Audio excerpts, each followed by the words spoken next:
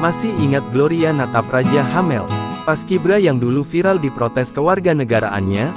Begini kabarnya sekarang.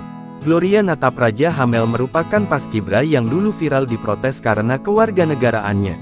Dulu Gloria Natapraja Hamel heboh karena diprotes lolos jadi paskibra tingkat nasional karena kewarganegaraannya.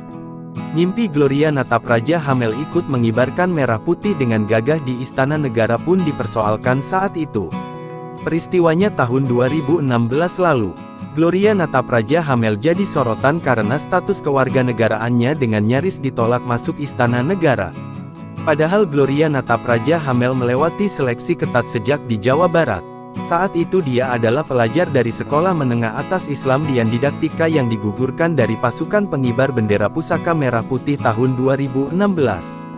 Dahulu ia tidak berhasil menjadi anggota Paskibraka karena masalah kewarganegaraan ganda.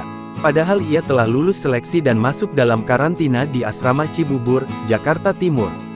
Ia juga telah mengikuti berbagai seleksi yang melelahkan dan menghabiskan waktu, tenaga serta pikirannya. Ia merasa telah dipermainkan. Latihannya selama berbulan-bulan seolah tak ada artinya.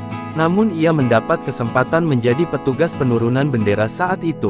Dikutip dari tribunnews.com, Gloria mendapat sebuah kesempatan untuk menjadi pelatih tim paskibra yang mengibarkan bendera merah putih dalam upacara Harkitnas di Museum Kebangkitan Nasional, Jakarta Pusat, Sabtu, tanggal 20 Mei tahun 2017 lalu.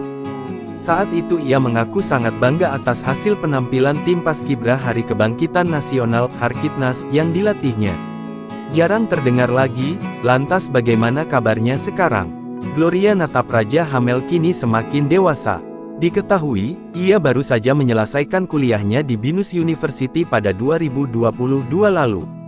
Bertepatan momen perayaan hari ulang tahun HUT ke-78 Republik Indonesia, Gloria Natapraja kembali mengenang saat dirinya menjadi paskibra. Tampak ia memposting foto dirinya saat jadi paskibra. Dalam captionnya pun ia menuliskan sepatah dua patah kata. Jangan lupa subscribe, share, komen, dan like ya!